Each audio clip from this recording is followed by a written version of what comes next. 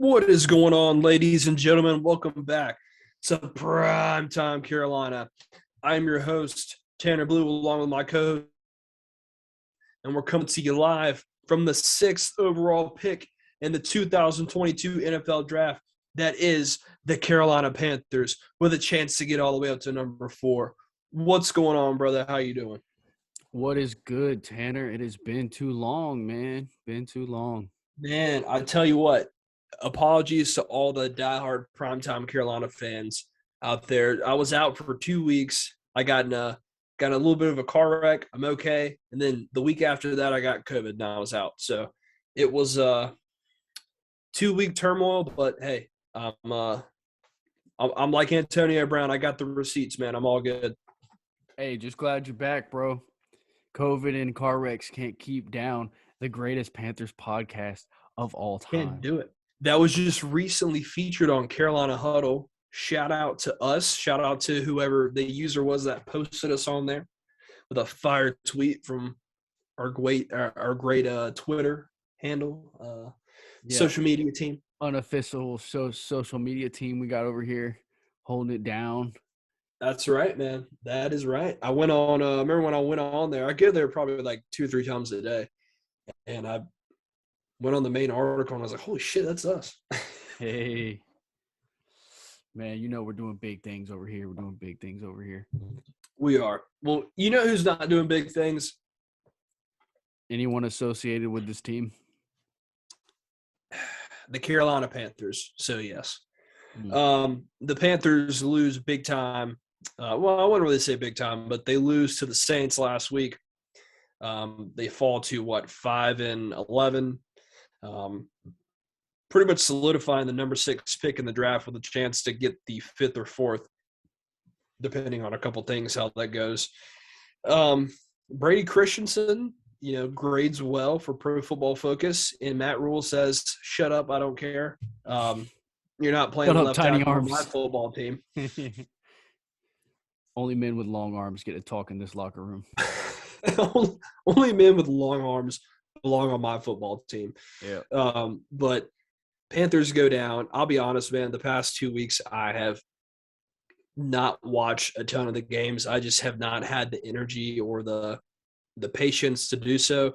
I've kept up with it on my phone and just kept up with it on Twitter, but so I haven't not watched the past 2 games full highlights, but the Panthers have lost. God, what game in a row is this? I mean, this is I don't know. It's bad. I can't tell you how many in a row, but I think it's 11 out of 13 is what we're at this point. Last win was against Arizona against Colt McCoy, and that feels like 10 years was ago. that the last one? Yeah, I think so. They got us to 5-5. It's been a long time. Man, that feels like forever ago when Cam Newton was saving us from our abysmal. Dude, we were so high, man. We thought we were going to be saved, and we thought we were going to turn this thing around. I've thought about that quite frequently, and it's really depressing because I think during that episode I said, I don't care what happens, but we have this part. I lied. I really, really wish there was more to it than that. Nah, man, I'm going to stick to it. I said I was going to enjoy the ride and enjoy the fact that Cam came back, even if it didn't turn out well. But I got to say, Matt Rhule's really been trying to spoil that for me.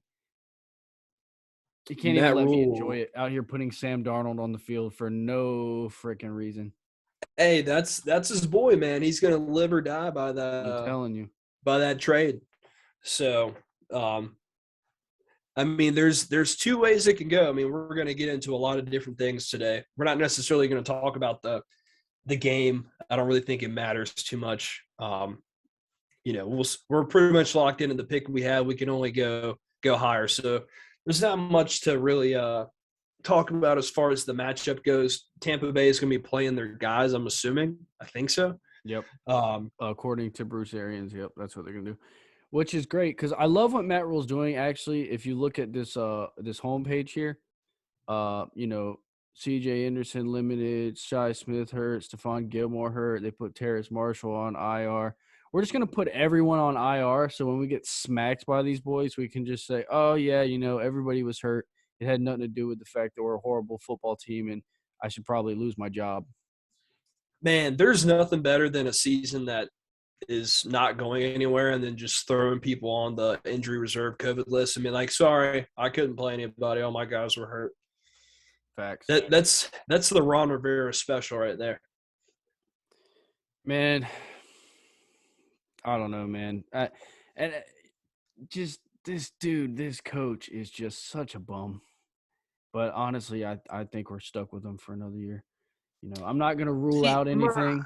No pun intended. I'm not going to rule out anything because I do think it is possible he could get fired, but I'm not getting my hopes up for it. Now, do you think that the reason they're not moving on is because of the money? Do you think No, it's I don't just think money's a factor. I don't think money's no? a factor at all. I think the money itself isn't a factor maybe, but just the commitment that Tepper put into him with that contract, the faith he put, the trust he put into him. I think he knows if he backed out of it now, he would look pretty silly. But at the same time, if it wasn't for Urban Meyer, the whole country would be looking at Matt Rhule like, holy cow, this guy has no clue what he's doing and he doesn't belong in the NFL. I mean, I know a couple years ago they were talking about it's going to take 5 to 7 years. No, that's not true. It doesn't take 5 to 7 years to build a competitive young football team. It takes probably 2, 3 years at the most, if done correctly. And this whole notion that it might make David Tepper look a little dumb for bucking on a contract so early. I don't think that's the case at all. I think if anything, you look smart realizing you made a terrible decision. I think there's a couple ways it could go, but if the Panthers do decide to stick with Matt Rhule, I can't think of a more uninspired season for the Panthers to come into next year because they're not going to have, in all accounts from what we're assuming, they're not going to have a long-term answer quarterback. They're going to have a top 5, top 6 pick, which they will likely use on an offensive lineman, which is needed, but there's no second, no third-round pick. There's guys that need to be signed. There's no real indication that next year we're going to be competitive. So and you're bringing back a guy that most people don't want to see back. So, I mean, what really is there to look forward to? I mean, there's a lot that can happen. I could be completely wrong. Just as of now, there's not really a whole lot that's getting me super excited for Panthers football in the 2022 season. Yeah, no, I'm with you. But here's the thing. Whenever he signed Matt Rhule to this contract, they both stood up there on the podium and talked about how there's going to be a rough couple first years and we're going to be building and then it's going to be a dynasty after that. But I think there's a big difference between losing and building something that's sustainable and building a team that's competitive and building a team that's doing things the right way and being a team that's well coached. This team is a freaking disaster right now, dude.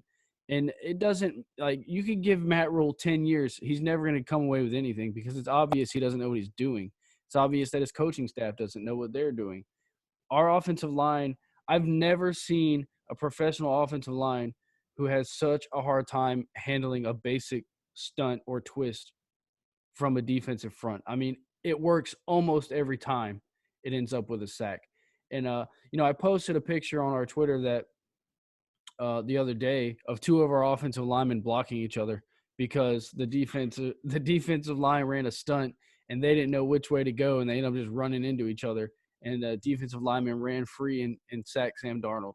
So, I mean, this team is just such a disaster right now.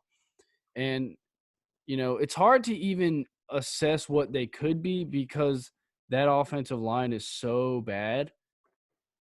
But at the same time, that falls back on Rhule because on the first day of free agency, he went out and he got Irving. He went out and he got Elfline, whatever his name is, and he called those answers. He thought those were going to be answers on his offensive line, and those guys have been terrible. And then you look at, Brady Christensen right here, who basically the whole year everybody said, why is he not playing left tackle? There's no way he could be worse than Cam Irving. And then Matt Rhule stands up there and says his arms aren't long enough, so we're not going to give him a shot. Then he finally gets a shot, and he's by far the best left tackle we've had all season. I mean, this dude is just lost out there. I mean, I don't know what he's doing. You look at Deontay Brown from Alabama, the guard right here. He has not had an opportunity to play all year, and our guards have been horrible. Why are you drafting players and then not giving them a chance to play? Go see what you have. This season's been lost for a long time. Our guards have been horrible for a long time, all season. Why would you not give the guy a shot? Or why would you at least not give him some reps? I don't get what they're doing. I mean, you talk about how you want to build this young team, but then you don't even let the young players play and see what you have in these players. And, the list goes on and on with Matt Rhule. I mean, you could never stop talking about all the weird, silly, stupid things he's done. But, I mean, there's everything you just said was 10,000% correct. I mean, it's like you said, it's one thing if you're going to go into a long term. I am the first person that would be on board with a long-term rebuild that is done properly, and I know it's going to take us in the right direction. I will wait till I'm blue in the face for it to work. That's fine. But last season, we looked like we were headed in that direction. Yes, we weren't very good, but we were competitive in every game, and our young guys were playing well. And we saw improvements from the coaching staff as the season went on from players. So even though we weren't playing well, we weren't winning, we were trending in the right direction. This year, we start out 3-0. We're kind of trending in that direction we thought we would be. And then it just completely fell off the rails. And, there's a difference between having a process and just losing games and looking bad doing it. And they've lost a lot of games, which I would be okay with if they were showing signs of improvement, but they're not. And, there's only so much this team has talent. It's just incredibly frustrating when you see, coaching staffs just getting out coached. It never really used to be a thing that bothered me whenever I was younger because I didn't understand how everything worked. But now that I'm older and I realize and I see the game for what it is, you can see these guys getting out coached like crazy. It's unreal. And, you've got guys in the wings that are young, Brady Christensen, Deontay Brown, Terrence Marshall, Shi Smith. We drafted these guys. Season's over. Let's see what they got. If they suck, they suck. Okay, now we know. Now, How are you going to know for the future? You've had a guy you're saying his arms are too small to play a position. Not saying he's a franchise left tackle, but damn, give the guy a chance. Maybe he's a franchise guard. Maybe he is a good role, a backup center, starting guard. Maybe he is a starting left tackle. I don't know. But just how are you going to know if you don't play him? I mean, you invested picks in this guy. It's not like we didn't, think he was anything when we picked him. It blows my mind. It doesn't make any sense. It's hard for me to justify bringing him back if we're just going to keep losing games. I don't know, man. It blows my mind. Yeah, there's a lot of different things that go into this. First of all, I don't think it's even players are only getting out coached. I think Matt Rhule's getting out schemed day in and day out, game after game. And I think it's just so obvious. I mean, you watch us play offense, and I know a lot of this has to do with the poor offensive line. And we've, beat that dead horse as much as we possibly can, but obviously it's a huge obstacle for this team. It almost doesn't feel like we have a game plan, half the time. It kind of feels like we're just out there hitting random play on Madden. I mean, it doesn't feel like we're moving towards anything. It doesn't feel like we're setting things up. It doesn't feel like we're trying to take advantage of anything. And it's very difficult to watch this team and figure out what the difference is between last year and this year, because last year we weren't winning, but we were at least competitive and we felt like we were moving in the right direction. This year, it just doesn't look like we belong out there. And I'm wondering if it has to do with teams figuring out what Matt Rhule does, figuring out our team's tendencies, knowing what we like to do, knowing how they can combat that. And I think what we've seen this year from the Panthers is that the coaching staff is not capable of making adjustments on the fly. And I think some of the numbers back that up. You look at the Panthers defense in the first quarter, haven't allowed a touchdown. Or excuse me, on the first drive, haven't allowed a touchdown. The Panthers have the best point differential in the league in the first quarter, or they did. I don't know if they still do or not, but they had the best point differential in the league, a week ago. And then during the Saints game last week, they showed the stat the Panthers are the second worst team in – I don't remember if it was the second half or third quarter. I think it was in the third quarter. They're minus 69 points. The only team that was worse was the Jaguars. So that tells me that even when the coaches come up with a good game plan and they put it in place in the first quarter, by the time we get to the third quarter and the other team started making their chess moves, Matt Rhule and his coaching staff don't know what to do to combat that. And that's why we start a game off okay, and then by the end it's a blowout, or we can't keep up with the scoring of the other team. Like we saw, we could go back to Dallas. By the time we were in the third quarter, they were running away with that game because they had made adjustments and we weren't. We were sitting there trying to do the same things we've done all game. The Cowboys were able to make their adjustments. They were able to shut us down. And I just think that's kind of the story that this year is telling for Matt Rhule. And, he's probably going to get another shot. So moving forward for him, he's going to need to start finding a way to make these adjustments. Because right now, that's the biggest issue for the Panthers is they are getting out-schemed game after game after game. And the players who are talented, we all agree the Panthers have talented players, really don't have a shot to compete because they're not put in the right positions to make plays. Yeah, I mean, I agree 100% with everything you just said. I mean, it's just incredibly frustrating to see, getting out schemed, getting out coached, people being put in the wrong spots. A number one thing I look at in some of the terms of that is a guy like Jeremy Chin. Jeremy Chin last year was arguably should have been Defensive Rookie of the Year. He finished second. He had an amazing season.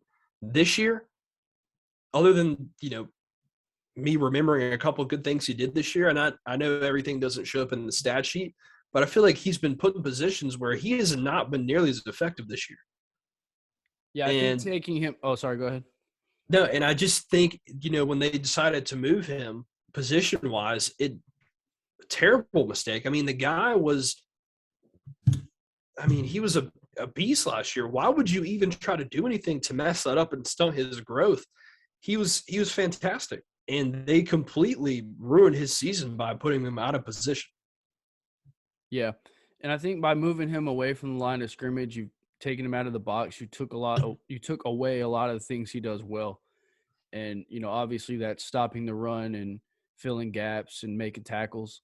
Only two other Panthers have started their career as well as Jeremy Chin when it comes to making tackles, and that's Luke Kuechly and Mike Minter. So he's a big-time player. He's a big-time tackler. He's big, physical safety.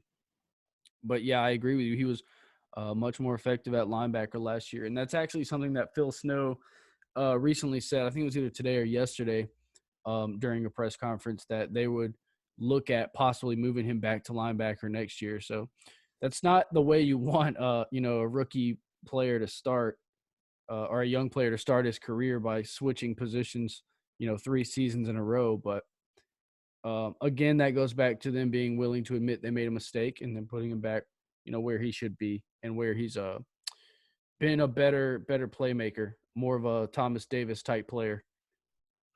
Yeah, and it's frustrating when, you hear something like that. It's great because they're acknowledging their mistake, but how faithful and how trustworthy are we going to be on them to go and fix that mistake and be consistent with it? I think that's something that manages, to be seen. Looking at the future here, the Panthers, like I mentioned earlier, are going to have a top 6, top 4, top 5 pick, whatever you want to call it. I think there's been a lot of discussion. Do the Panthers trade back? Do they do this? I know we're months out from the draft, but my quick personal take on it is I know they're going to have a top pick. To me, you got to stay put at that pick, and you have to take the best offensive lineman available. I don't care if it's a center, a guard, a left tackle, because if you think about it, let's say they go left tackle. There's a lot of good left tackles in this draft, luckily. If they go left tackle, Rhule still believes that Christensen's a guard, fine. You put him at left guard. You can go out. You can draft a center in the later rounds or pick one up in free agency. That still leaves you Deontay Brown, who can play right guard, and then that gives you Taylor Moton, who's going to play right tackle. So that right there, if it goes according to, like I said, that's a much better and NFL capable starting lineup.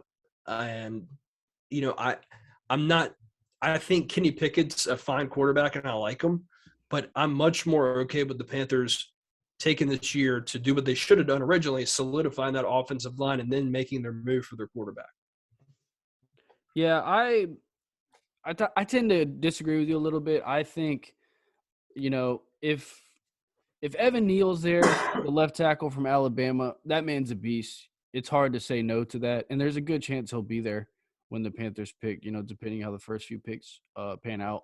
I know there's some big-time defensive players that are probably going to come off the board, but for me, we've already got rid of those second-round and third-round picks, it makes more sense to trade back, in my opinion. And you look at the draft order, you've got Washington at number 9 right now.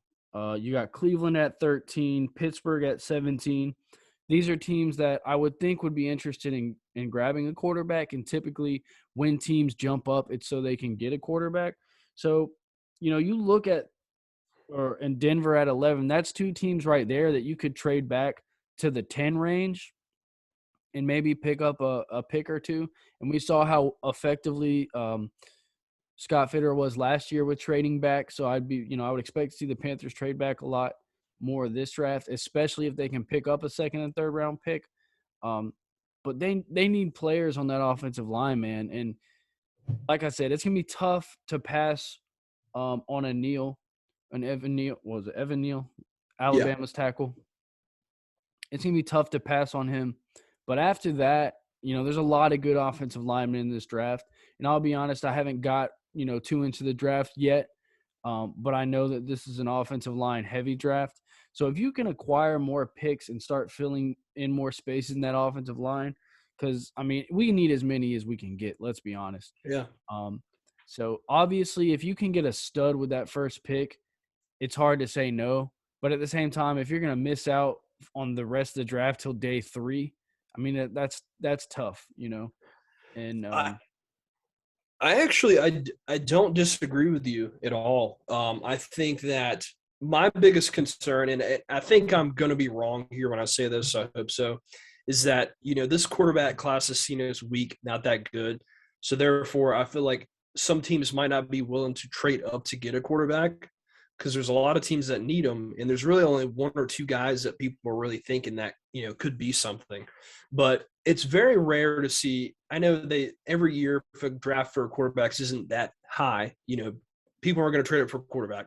It's the quarterback position. It's a premium. People are going to look and try to make a move. 6, you get guys at 9, 11, 13, whatever they are, that want to trade up, and we go back and acquire an extra second or third round pick. I'm cool with that because there's a lot of good talent on this offensive line. I think that would be a perfect scenario if a team like Washington, a team like Pittsburgh, a team like Denver wants to go up a couple spots that we can trade back. I'm cool with it. I'm totally fine with that. Yeah. That's, personally, and I'll go ahead and start this conversation for us since we're kind of already there.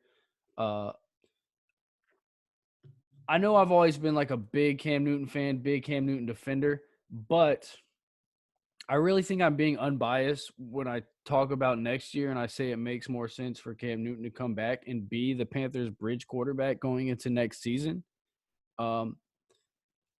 Trade back, acquire some real offensive linemen, plug them in next year.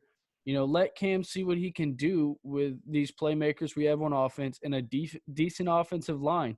And I understand that probably won't happen because, as we talked about before, Sam Darnold is Matt Rhule's guy, and he wants to see Sam Darnold succeed more than anybody because he bet, basically his career on Sam Darnold, and he wants to see that pay off. So, I don't see Sam That's such Darnold. an odd thing to say. You It's bet your whole career on Sam Darnold. it's so stupid. It's so stupid.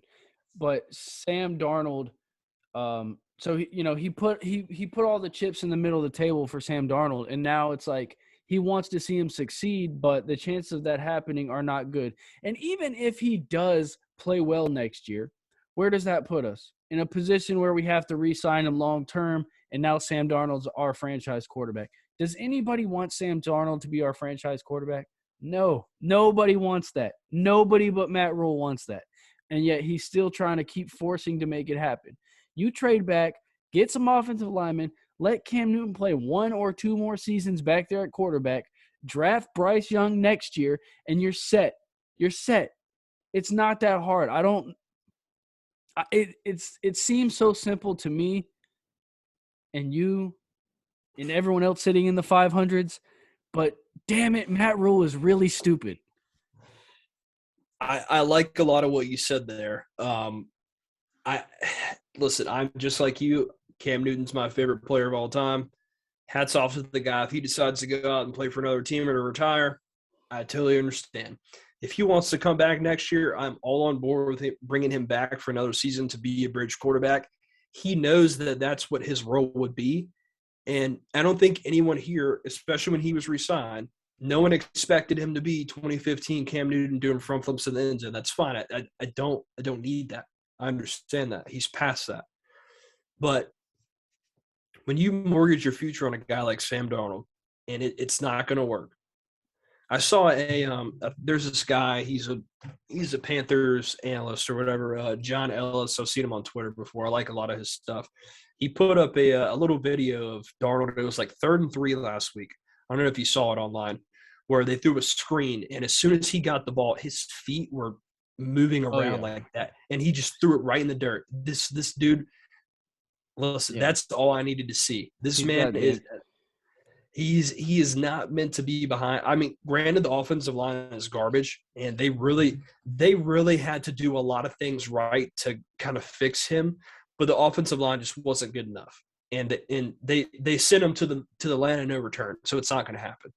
So if they want to go the route of building up the offensive line and getting extra picks, if you want to bring in Sam Darnold next year and just, if your Rhule, it's a tough thing to be in, because if he's going to be your starting quarterback all year, you're not going to be very good, and which gives us a position to draft. There's really good quarterbacks next year, Bryce Young, and then the kid from Ohio State, Stroud, whatever his name is. I mean, there's some guys.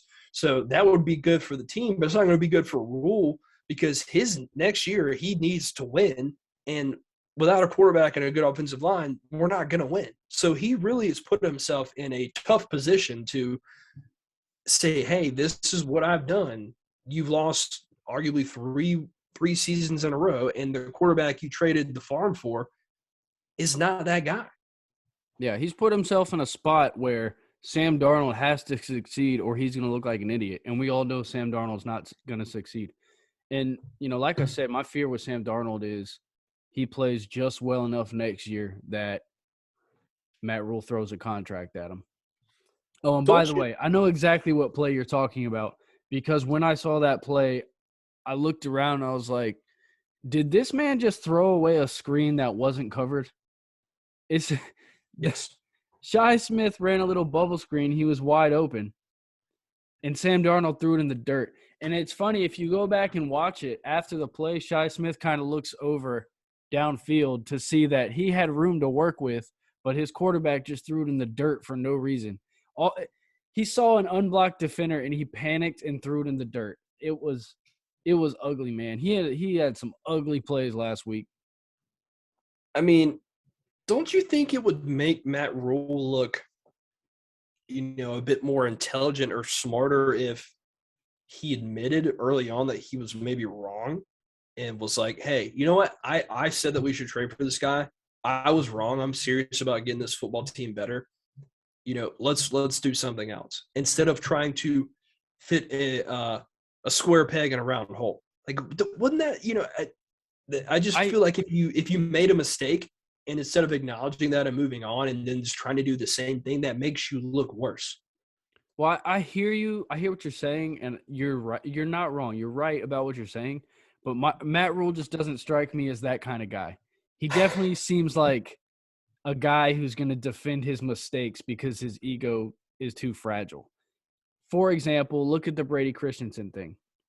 He wouldn't put Brady Christensen at left tackle until he really didn't have a choice. Then he stuck him out there. He's played pretty well. At his press conference, I think yesterday, he starts backtracking a little bit. Oh, we'll see what Brady Christensen can be in the future. We'll see what his future is at left tackle. Same thing with Deontay Brown. He's backtracking on all this stuff he said before. We've seen how he is in the press conference, the way he defends Sam Darnold but throws Cam Newton under the bus. He's just I don't see him being a guy who's going to stand up there and say, you know what, I made a mistake. And it's weird because I could see if maybe he came over as a new coach and these are players that were drafted by another regime. These were his guys that he had on his board that he talked with the general manager about drafting. Right. These are his guys that he scouted and he watched and said we should pick these guys. Right. I don't get it. It doesn't make any sense. Like I said, I could get it if he was a coach coming from somewhere else. Hey, I didn't draft these guys. These aren't my guys. I want my own guys. Fine, whatever. But these are your guys that you drafted and you invested picks in, and you don't want to give them the chance to play just because of some random guys you signed in free agency? It doesn't make any sense. It makes no sense. Yeah, it's odd. It's very odd. I mean, I get it if you are watching a player and you say, he needs to develop. He's not the player that he could be yet. He's not, quite the guy we want him to be yet. Let's give him some time to develop. I get that. But at the same time, the guys you're putting out there are worse. So what is your logic behind not putting the rookies out there? If you're that good of a talent evaluator, then we should be doing a lot better than what we're doing now with some of these guys. To be fair, you're seeing something his drafts have been pretty good. He just doesn't know how to put them on the field and do anything with it. Yeah. I mean, if you're seeing something in practice that, hey, this guy is not ready to play in a game, then please, God, let me know. I don't know, man. It just doesn't so make any we sense. know the most likely scenario, unfortunately, is that Sam Darnold will play quarterback for the Panthers in 2022. There's a possibility it could be Cam Newton. There's a possibility they could draft somebody. That obviously that's idea has to be kicked around. We both kind of like Kenny Pickett a little bit. I'm not crazy about Matt Corral. I like him. I really wanted to like him, but once I started looking at him a little more, I was like, I don't know that this guy's gonna be able to play in the NFL. Yeah, and I feel the same way. I like both of them to a certain extent. I really like, at least highlight wise, I really like Malik Willis, but he's a project. Yeah. And there's only really one route we can go because we can't pick the quarterback and then play them next. I mean, we can, but they're not going to be very good behind a terrible offensive line. So I'm all about the process of them picking their plan and what they want to do and just sticking with it. If they want to go next season and trade back a couple of picks and go heavy offensive line and just say, we're going to stick Sam Darnold out there, we're going to suck it up. Fine. I'm okay with that.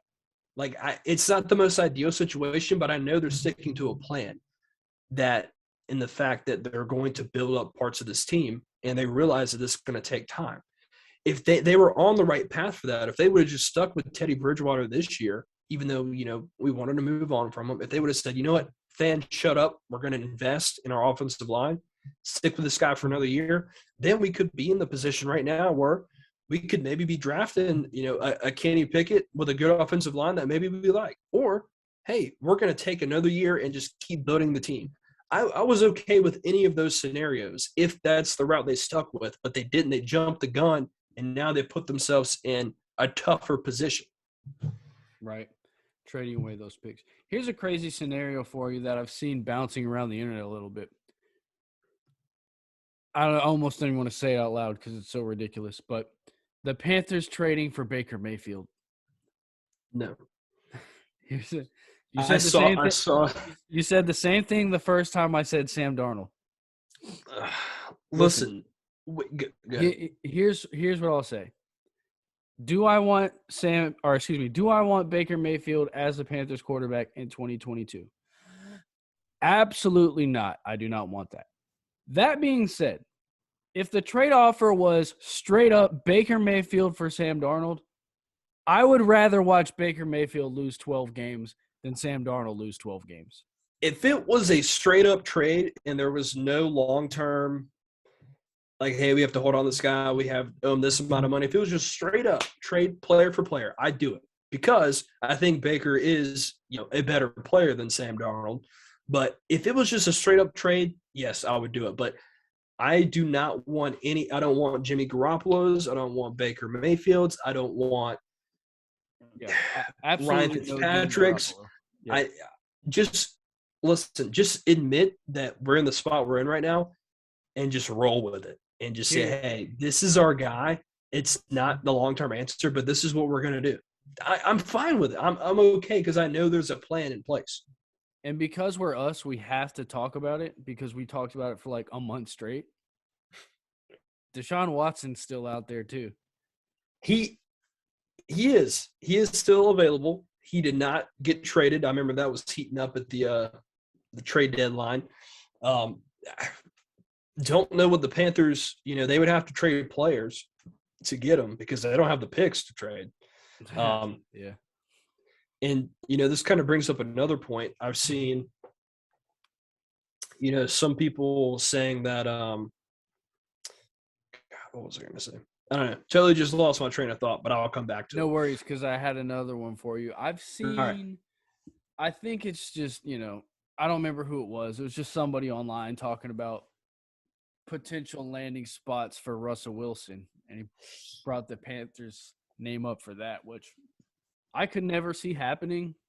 I don't think Russell Wilson would allow himself to go to Carolina, especially right now with, as much of a mess as it is. But, I guess that would be cool. I've never been a Russell Wilson guy, like, at all. But, if he landed on the Panthers roster, obviously I would, get behind it and root for it. Just I have seen that scenario. And these are all scenarios where we would have to make trades for these guys. And I'm like you. I think Russell Wilson is a Hall of Fame quarterback. He's absolutely a monster. I've personally never been a huge fan of his, but that's neither here nor there. But I think there's a lot of other scenarios he would rather go to before he came to us. And then that's going to put us in more of a situation where we're paying for more guys that aren't on our team, because I'm assuming Sam Darnold would probably be part of that trade, paying him to not be there. One of the thing I was thinking about earlier was a lot of people, I don't know how this will work out, cap-wise, but a lot of people were saying, maybe we can trade some of our players for picks. People were talking about if we can find the right deal for, I don't know, well, let's say Robbie Anderson, unload him for a third-round pick. If you can find the right trade partner for a Christian McCaffrey, would you unload him for picks? And I didn't know what your opinion on that was, maybe. Look, man, I'm probably going to make some people mad here, and I love Christian McCaffrey. Yeah, I would trade Christian McCaffrey. I would trade Christian McCaffrey in a second. I love Christian McCaffrey. I really do. He's a great player, one of the best running backs in the league. When he's on the field, he's unstoppable. Problem is he's played, 6 games in, 2 years? I mean, he's the highest paid running back the league's ever seen, and he's never on the field. So, I think I would rather roll the dice on trading him than keep having to watch him, spend every Sunday in street clothes. Hey, listen, I am in the same exact boat. I love Christian McCaffrey. He is forever, even if he never plays for the Panthers again, if they do trade him, will forever be one of my favorite Panthers to watch. Guy's an absolute stud and has Hall of Fame ability. But the best ability in the NFL is availability. And the past couple of years, he's not been available. Granted, it's not his fault. It's more of the amount that they ran him into the ground. I totally, I get that. But if they could find the right trade partner, if they could get a second-round pick for him, I would have to be in favor for that, because the NFL is trending more towards a running back by committee. You get one or two guys that can do the job, and you let it work. I think that and I don't know how this would work out, but I think him and Robbie Anderson both are guys that are going to have to, hey, if you want to be on this team next year, you're going to need to maybe restructure your contract, because the way they're paying these guys now, I don't know what you're, especially with McCaffrey, someone who's been hurt a lot. I don't see why they wouldn't hesitate to ask this guy to maybe restructure his deal and help out some. Yeah, I agree. Because he hasn't been available. Yeah, Robbie Anderson is one thing. Next year he'll have 1 year left on his deal anyway, so he probably won't be back after next year. I think. I could be wrong. It might be one more year after that. But yeah, Christian McCaffrey, man, he's breaking the bank to not play. And, that's just an injustice to the team and to the fans and to the city of Charlotte and to the Carolinas. I mean, you got to stay healthy. I mean, I understand injuries happen, but he's had, 3 or 4 injuries over the past 2 seasons ever since he got paid. It's not a good look, if anything else. If you can unload that contract for a first or second round pick and potentially get a starting player, I'd say you have to. Yeah, I mean, I would hate to get rid of him, but at the end of the day, you have to look at all your options. And I agree. I mean, that's something that I would definitely leave. If someone made an offer, I would see what was available. And then, you mentioned Robbie Anderson. And I know the guys on the team are really, really frustrated because, they know they're better than this, and no one likes to lose. I don't give a shit how much money you're getting paid to do a job. No one likes to lose. So it's frustrating for the guys, and I get it. But, a lot of people have said, certain players have said, oh, well, these fans aren't real fans. They only like us when we win. Listen here, motherfucker. I have been a fan for this team since we have been going 2-14 in the 2010s and have never experienced back-to-back winning seasons. Yet I come on here and I do a show I make zero money off of just because I love my team and I want to talk about it. So I am the last person that would, say we're not fans of the team. Yet here we are, we're 5-11, and we come on here and still talk about this football team. Dude, so the people who call you a fake fan are the funniest crowd in the world, because they're the ones who know the least about what they're talking about. Anyone who knows football and understands the NFL will tell you that sometimes losing is the best thing for your team. That's just the way it is. It is. And I'm not gonna sit there and cheer for 5-11 every year, 6-10 every year, sitting in the middle of the first round so you can draft some random linebacker who plays 7 years. Exactly. Listen, my girlfriend, her and her family are originally from Massachusetts, so they are legitimately, unfortunately, Patriots fans. I love them, but they're Patriots fans. My girlfriend will laugh at me and say that you are the worst fan I've ever seen. You root for your team to lose sometimes. I said, yes, I do. But that's something a Patriots fan can't comprehend, because they've just been pulling games out of their asses for 20 years. They don't know. They don't understand, like, everyone else has to build something. We don't just, like, hang out and win like you guys do. If you're a player and you're in there, I totally get where you're like, oh, you want us to lose? Like, screw you, you're not a real fan. If that's how they feel, I totally get it, because you're a player that's on a team getting paid to play well and to win. That's what you want to do, is you want to win. And if I was a player, I'd feel the same way. When you're a fan and you're on the outside perspective, you're looking from everything from a long-term aspect. Then that's you start to maybe think like that, like, hey, like, it's not the end of the world that we lose this game on Sunday and get a higher pick. Like, yeah. No, I'm with you. Of course, Robbie Anderson's going to call you a fake fan for booing him. He's on a 1 year contract. He's on a 2 year contract. You're going to be stuck in this stadium longer than he is. You're going to be here watching the team lose longer than him. Of course, he doesn't want you to boo. You're the one who has to sit there and watch the team lose for the rest of your life. Exactly. I'm the one that has to pay money for the tickets. Facts. And we lose.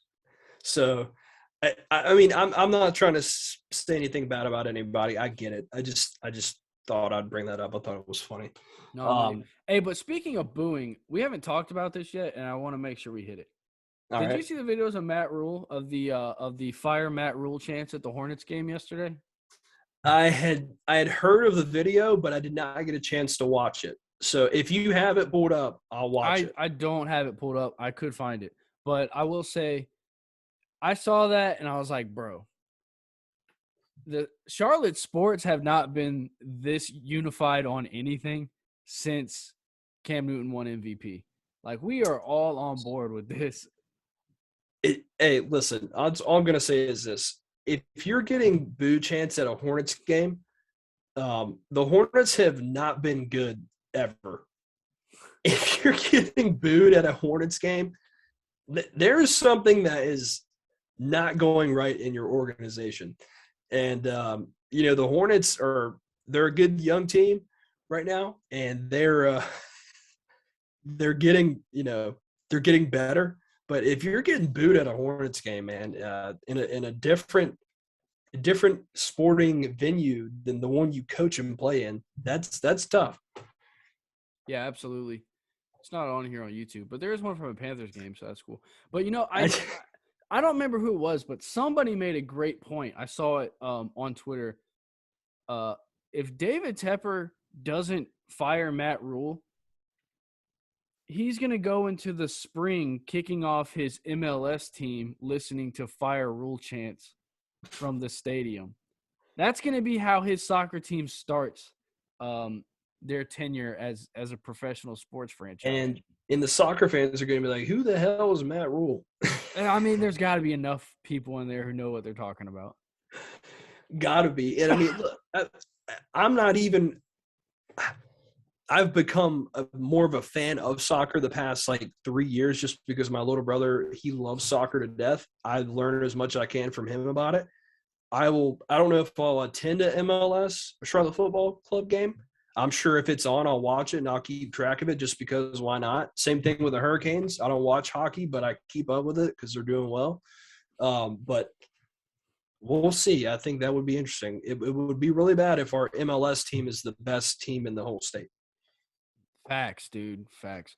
I have a friend at work who's a big soccer guy, and he's come up to me several times, excited about the Panthers soccer team, as he calls it. And he said he's going to the first Panthers soccer. He said he's going to the first game. But I've never been a soccer person at all. And it wasn't, same as you, I kind of paid attention to the World Cup the last couple of years. Yeah. Just because, I'm a patriot. I'm a great guy. I'm looking out for my country. So, cheering on the team or whatever. But if it's another opportunity to go to Bank of America Stadium and tailgate and drink beer and scream, it might be, it's worth going. I won't know what's going on really. I promise I won't care if the other team scores unless I've had at least 8 or 9. But it could be fun.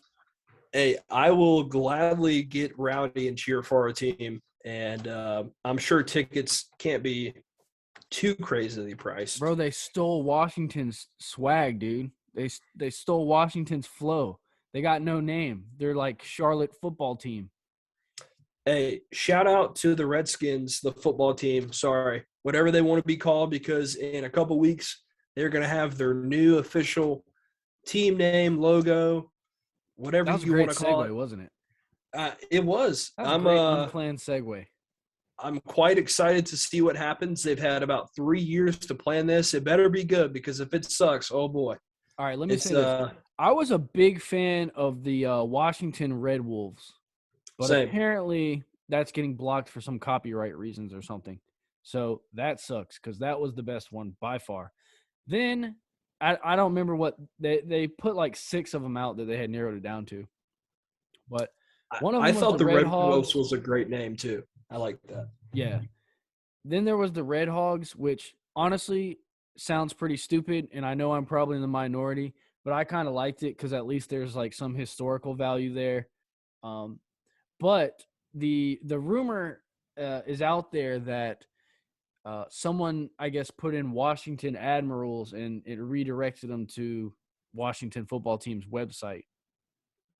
And then I think, who was it? Boomer Esiason, I guess, on his podcast said that it was going to be the Admirals. So those are two signs right now pointing to it being the Washington Admirals, which I got to tell you is horrible.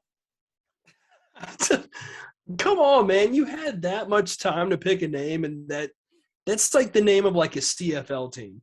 The Admirals. First, no, that's like a spring league team, all right? Don't disrespect the XFL that way.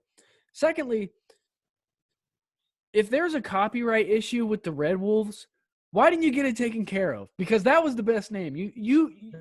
How much money do you need to go fight? I don't know who the Red Wolves are. Who are the Red Wolves? Nobody knows who the Red Wolves are. You don't have enough money to fight the Red Wolves over their copyright? Go get the name, dude. Go get the name, man. This is why everybody in Washington hates Dan Snyder. Go get the name. It's right there. Go buy their Twitter handle and pay whatever it is. Bum, you loser. You can't fight the Red Wolves. Who are the Red Wolves? Arkansas State? Like the great Aaron Rodgers once said, I think he's a bum. He's a bum. Because I agree. When they put out the list of names, I thought the Red Wolves was really cool. I don't know where I was, but I told somebody, I said, that better be their name. I like that.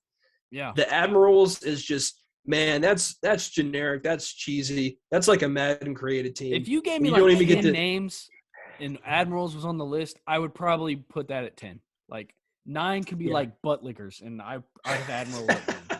Like, it's a horrible name. I like the football team better than the Admirals. I mean, it's just I do. Dude, and I do too. And I really hate the football team. I hate that they've been going by that because, like, it's just dumb because no one else is doing it. Like, you can't be the only team without a name. But at the same time, it's probably better than Admirals. Listen, I didn't know I was so passionate about this until we started talking about it. I can forgive the name on one condition. If the uniforms and the logo and the helmet are absolute flames, then you know what?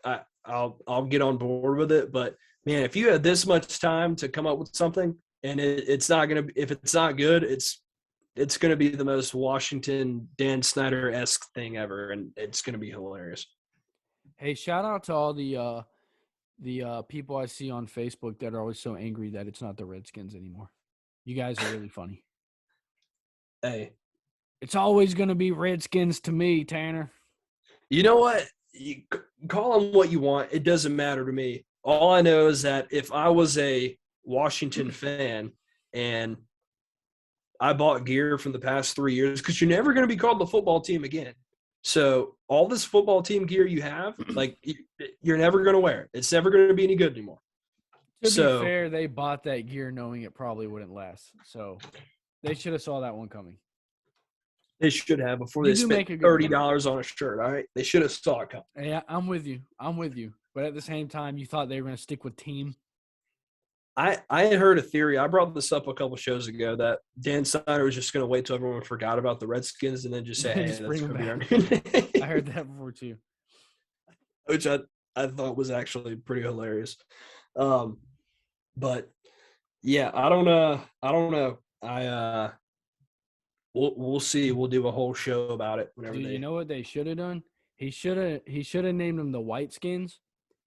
And then no, hear me out. Check this out. And then in like 150 years, after like evolution and demographics change, white people become like the minority in the United States. And then history repeats itself, and then white people are upset that there's a team called the Whiteskins. And you just keep the cycle going for your franchise for 1,000 years.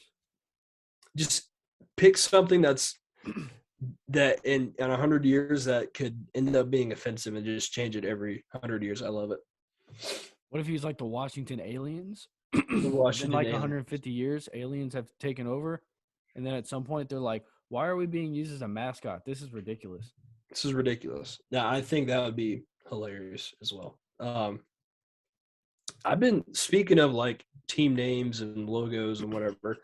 I still can't believe the Panthers have – I know they've updated their look. It's a little bit more sleek.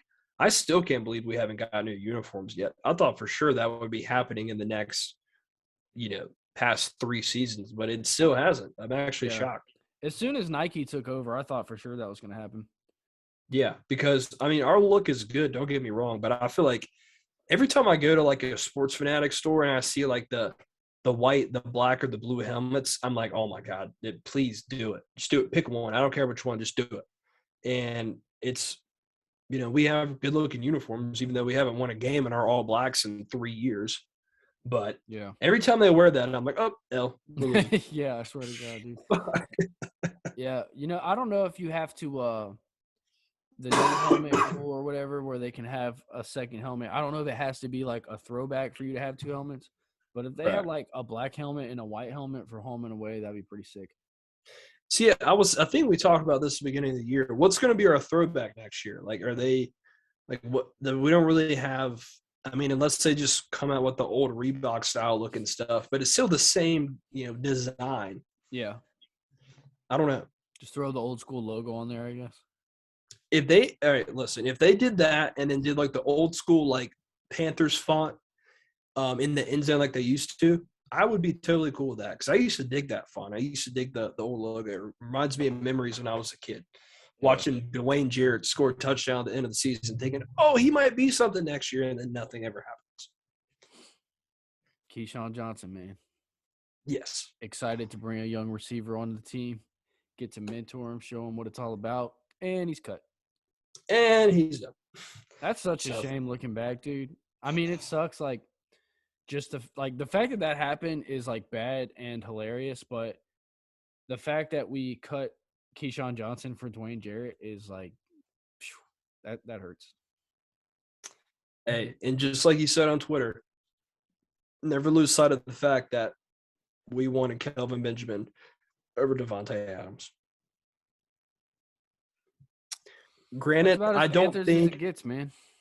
I don't think Devontae. I still think he would be a beast. I don't know if he'd be as good if he was playing, obviously in Carolina as opposed to playing with Aaron Rodgers, but he still is a pretty damn good receiver. Yeah. Well, it definitely helps to have Aaron Rodgers throwing you the ball because that dude's a beast. I mean, he's an asshole, but he's a beast.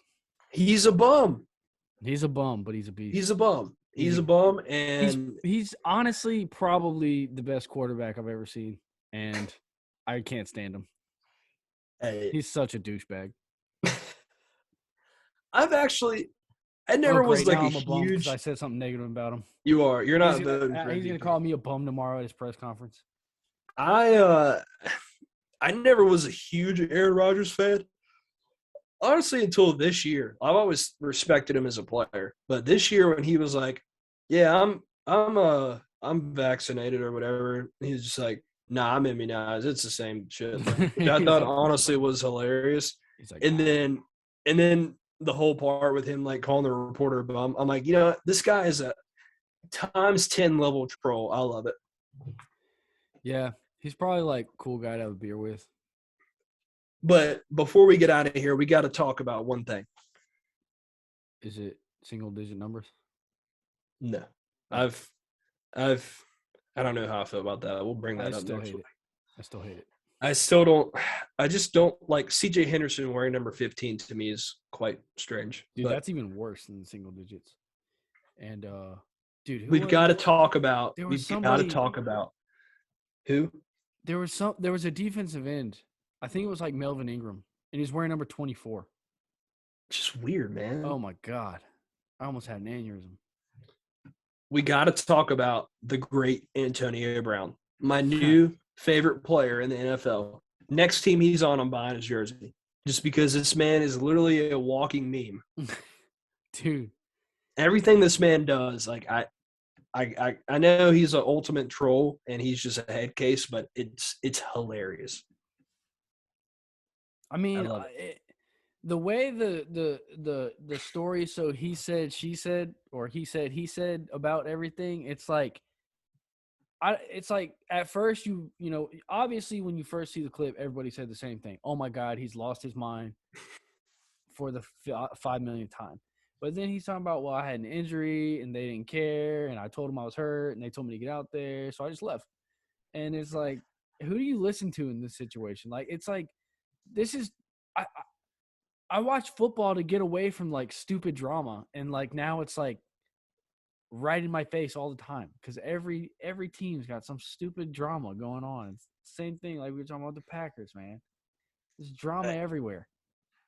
I love it. It's like daytime TV, man. I just let me get away from the Dr. Phil stuff. The next thing I wanted to happen is I really wanted the Bucks to sign T.O. That would have been great. Really wanted them to sign T.O. for the playoffs. I think it would be top level television. You think he could still play? I think he could make a couple grabs. Time, but you think he could like do anything? Yeah, I think he could go out there and make a couple grabs. I think if he got hit one good time, it would definitely make him be like, "Oh shit!" He's in phenomenal shape. Don't get me wrong. How old is he? He's 48, I think. 48. Wow. But if he got stuck one good time at age 48, you might be feeling that for the next 2 weeks. I don't know, dude. But I don't care how in shape you are. If you're 48, your back's getting broken. Like, I get he has rock hard abs, but like his spine would snap in half. I would love to see T.O. just come back for the playoffs and then just like go off. And then if he won the Super Bowl, I would laugh. I'm like, this is the most Tom Brady shit I've ever seen. One of the like most badass performances I ever saw was him playing with the broken ankle and broken leg in the Super Bowl. Yeah, and he caught like every 9 passes. Like he was like the best player in the game with a broken leg, and he was just playing his butt off. Every time I like see highlights of that, I always see like how does that possible? How do you play on a broken leg? It's absurd. It was one of the like coolest, craziest sports things I ever saw. The second best was Thomas Davis playing in the Super Bowl with a broken arm. That was pretty sick too. A club like this freaking big, he's like, I'm playing. Yeah. Don't care. 2 weeks before that, breaks his arm. He's like, I gotta have surgery. In the picture, his arm's like sewn up. It looks like the seam of a football. Yeah. Oh my God, it was gross. Oh my God. I was like, this dude's fucking suck. Yeah, but hey, man, he did it, and he played fine. Sucks that we didn't win. He did. Thanks for taking me back to that horrible memory. Hey, last week when I was sick, I was watching like a lot of like just random clips on YouTube, and I kept finding like this Sports Nation thing where they were talking about sports beefs, and that's where I watched the like the Donovan McNabb T.O. like thing, why they didn't end up getting along. It was hilarious. And then I couldn't bring myself to watch the one. It was like how the Panthers 15-win season could have been a dynasty, but blew up in smoke. Oh, I couldn't watch it. I've seen that. I couldn't watch it. I couldn't do it. The worst part of that video, I know exactly what video you're talking about. The worst part of that video is when they show the total yards from the Super Bowl. We had like twice as many total yards as the Broncos. I'm going to say this part, and then I'm done because my laptop is dying, but I always say that. I watched a video, and it was called the dirtiest game like ever with no calls, and it was the next year the matchup against the Broncos. Yeah, where I'm gonna tell you what, man, I don't care if you're a Panthers fan, Cam Newton hater, Broncos fan, you cannot watch that game and tell me that was some bull shit that happened that night. This man was literally given CTE on like a platter that night, dude. It was like it was dripping out of his ear holes in his helmet. Dude, that after that season, well, after the TJ Watt hit, but after that, those hits on that night and that TJ Watt shoulder hit, that it was never the same after that. Never. Yeah, they did him pretty dirty that day, and the refs and just all they got let it happen. They were so all they got was fines. Like all those old guys were so sick of watching him dab. Yeah. They're like, oh, you're getting fined $15,000. Like, no, you should be suspended for like 4 games. Yeah, it was terrible. It was crazy. And we still had a chance to win. Still should have won. Graham Gano missed the field goal, but damn, we still had a chance to win. That was honestly a great game by Cam that night too. Like he was Oh, getting dude, he picked up getting right where he left off. beat up all night, and he still carried the team to what should have been a win in one of Yeah. the toughest stadiums in the NFL in prime time. Just couldn't compete with the great Trevor Siemian. That's all it was.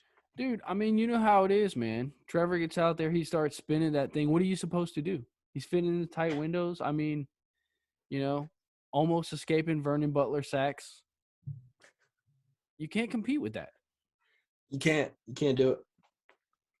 You can't compete with T Simmy. You never could. You never can. T Sizzle, T Simmy. You can't compete with that. He was so good that Ian Book couldn't compete with him. Neither could Dude. Taysom Hill. That's I Boogie right there. You can't compete with the I Boogie. Iggy Bizzle. Did he play for the Saints last week against us? Ian Book? No, Taysom Hill did. Taysom Hill did. Okay, I didn't watch. I had no idea. I didn't know if he played or not. But no, Taysom Hill did. And it was between him and Sam Darnold. It was pretty horrific watching those two guys play quarterback. Hey, I'm glad we finally got to that point because for a while when he would come in and Drew Brees was still quarterback and he would throw one pass, people were like, oh my God, this is the greatest thing I've ever seen. A quarterback that can run and throw. I'm like, holy shit, we've never seen it before ever. Dude. The like last like 5 years or whatever where like the Saints were really good and he would just come in for those like gimmicky plays.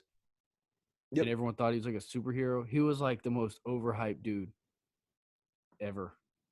Like every time. Troy Aikman's favorite player. Huh? Jesus.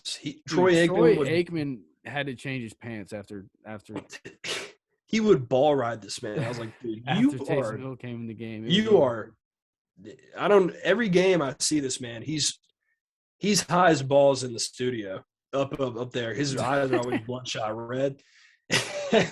And I like his commentary most of the time. I'm not trying to rag on him, but dude, they would talk about this man like he was like the next Hall of Famer. I'm like, this guy's like 30 years old. Like, no, he's the future of the Saints. But he's not. I'm not trying. I feel like I'm sounding like a hater a little bit, but I had to get some shit off my chest. I think it's okay to hate on the Troy Aikman Joe Buck combo because, or at least I do. I'm not a fan at all. I can't stand when they comment games. Listen, I don't even like CBS, but I love some Tony Romo. Now, Tony Romo, I can get down with some Tony Romo, who, by the way, is doing the Panthers game on Sunday. You know what? I might watch. The only thing we got going for us, we get some Tony Romo broadcasting.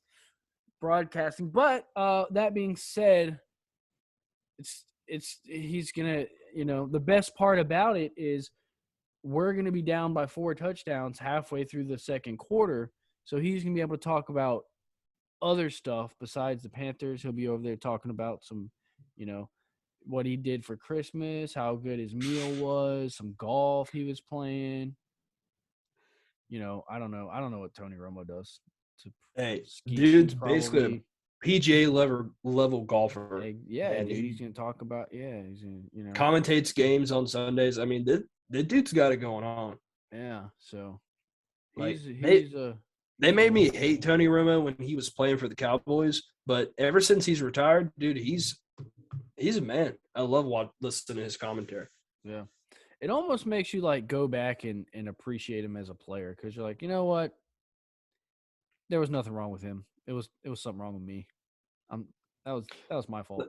The only thing wrong with him is that he played for the Cowboys, and that's it. That's not his fault. That's it. That's the only thing. He was always, when he was healthy, he was always a really good quarterback. So he was a really good quarterback. He did seem to crumble under pressure a lot though. It always seemed like every time there was a big game, he would either play bad or when he played well, like some random thing would happen and the Cowboys would just implode. Yeah. Well, like that, that he fumbled that snap in that playoff game. And then I always see about that Broncos game with Peyton Manning where the two of them were just going back and forth the whole game. And then at the end of the game, Tony Romo threw an interception to give it away. Those are like the two moments I think of for Tony Romo.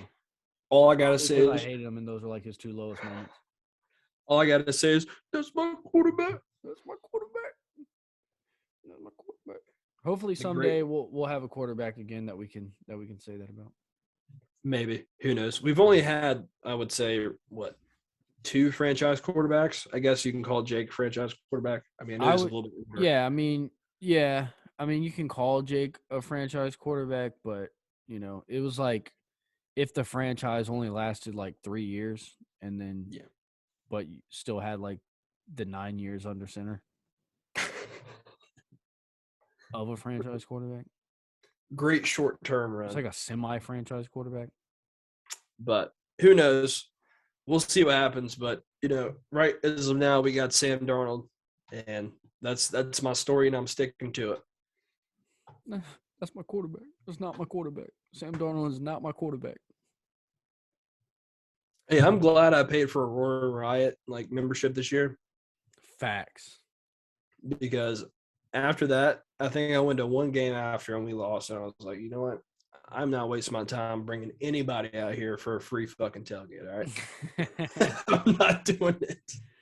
I wouldn't wish that upon any of my friends. Any of my I wouldn't wish it on anybody. So, but all right, that's all I got. Go Panthers! Let's get that top pick secured. And Cam Newton, I love you, brother. I'm sorry that you came in this mess. Yep, facts. Hope to see Cam back next year. And to the Tampa Bay Buccaneers, please don't go easy on us. Make it as ugly as possible. Don't pull a Washington football team and let us beat you. I swear, I will come to Tampa. They won't do that. Bruce Arians won't allow that to happen. They're going to come out. And they've got a lot of stuff to get off their chest because AB was basically clowning them, and he's like, "Hey, this is all your fault." So they got to come out they're going to take all the AB anger out on us, which is good because it might be just enough to get Matt Rhule fired. It might be. Come on, football gods. Just give us this one thing. This is probably one of the funniest episodes I've ever done. Yeah, too bad no one listens to it.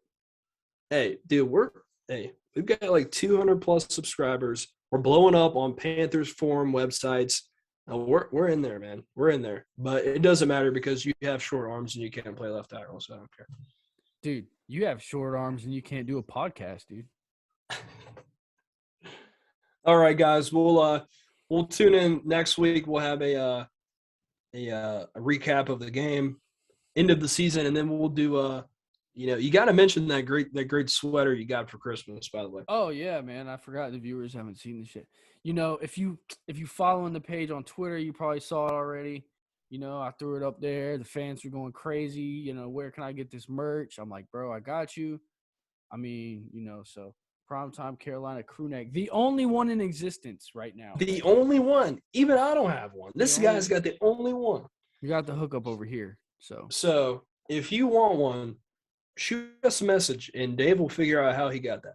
I don't even know where this came from, but I'll talk to some people who do know where this came from, and I'll hook you up. But we'll I can't wait for the off season, I guess, because we're gonna do some funny coming up. That's our Super Bowl. Let's go, baby. We got some good episode topics and some different things that we can discuss. So, anyways, we will see you guys next week. Good luck on Sunday. Panthers playing in a primetime game at 4:30 down in Tampa, Florida. It's gonna be a barn burner, baby. Yeah, baby. We about to catch this L. Peace out. Keep losing.